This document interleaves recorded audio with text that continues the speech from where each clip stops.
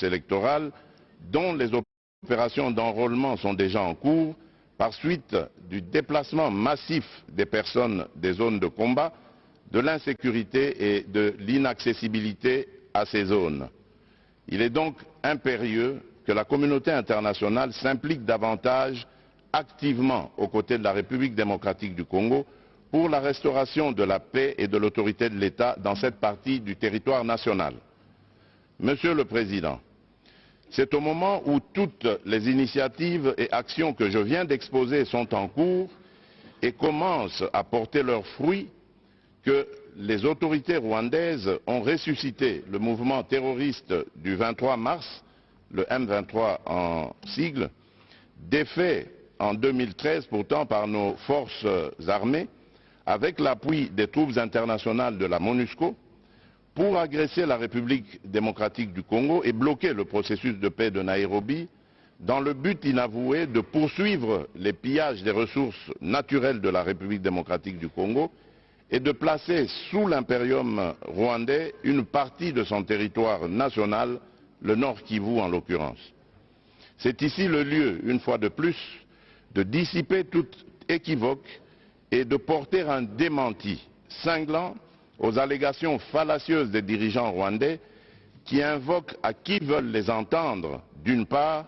la prétendue collaboration entre officiers de l'armée congolaise et les commandants des forces démocratiques pour la libération du Rwanda, les FDLR, alors que j'ai changé le leadership de l'armée depuis plusieurs mois, et d'autre part, le discours de la haine tribale contre les populations dites rwandophones qui seraient persécutées ou, pis encore, menacées de génocide en République démocratique du Congo, et cela pour justifier leurs crimes dans mon pays et obtenir la mansuétude de certains pays. À cet égard, je recommande à toute personne qui en aurait encore le doute de lire les groupes d'experts, le rapport des groupes d'experts de l'ONU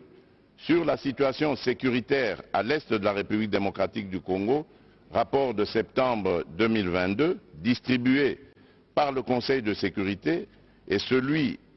lui déposé en janvier dernier pour se rendre à l'évidence de la présence des forces de défense du Rwanda, les RDF, au Nord Kivu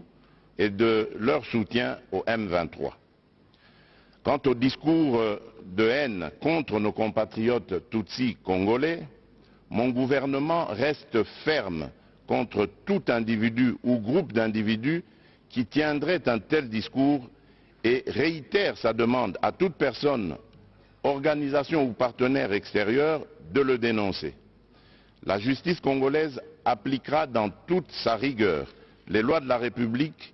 aux auteurs de propos d'incitation à la haine tribale ou ethnique. Sur ce chapitre de la prétendue persécution des Congolais rwandophones, afin d'enlever tout prétexte aux dirigeants rwandais qui se sont constitués sans procuration avocats de cette communauté, le gouvernement de la République démocratique du Congo vient de saisir le Haut Commissariat des Nations Unies pour les réfugiés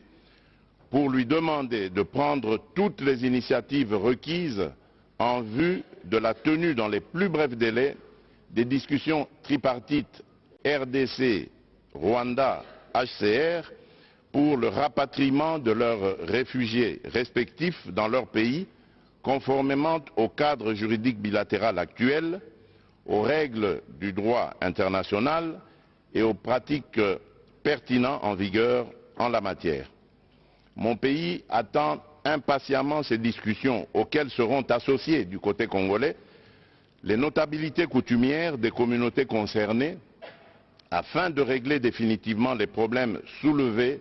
et de réaliser une réconciliation vraie et durable entre ces communautés.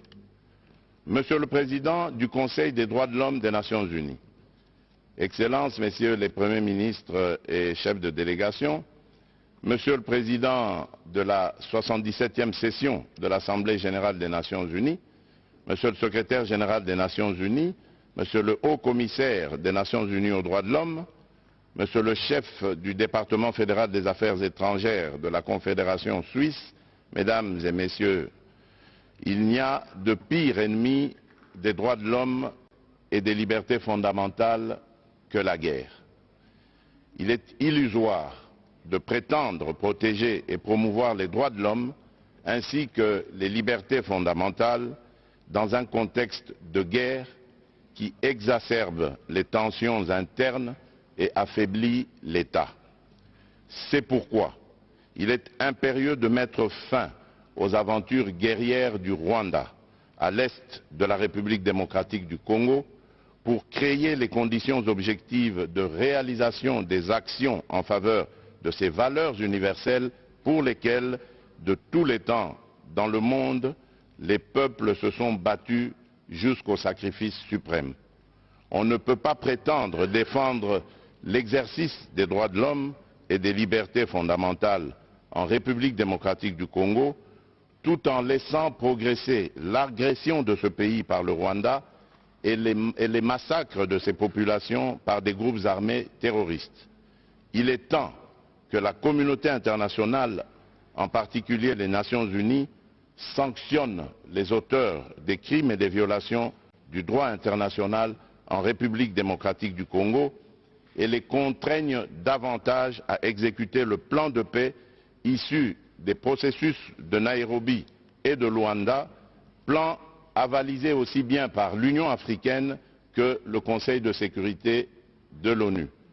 Dans le même sens, l'État, à travers son système judiciaire et son administration, est l'instrument principal de la garantie de jouissance et d'exercice des droits de l'homme et des libertés fondamentales. Il n'y a d'État et de pouvoir judiciaire que pour garantir à tous leurs droits et libertés, dit-on. C'est pourquoi la République démocratique du Congo attend de ses partenaires bilatéraux et multilatéraux l'appui à ses efforts afin de restaurer l'autorité de l'État sur l'ensemble de son territoire national et réformer profondément son appareil judiciaire,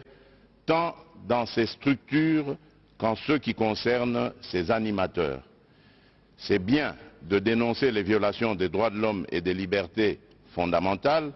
mais c'est encore mieux de contribuer à l'amélioration du rendement des mécanismes et institutions chargées de leur protection et promotion, ainsi qu'à leur enracinement dans la culture sociale, notamment par une plus grande spécialisation de la société civile et la formation des administrations publiques concernées. Je vous remercie.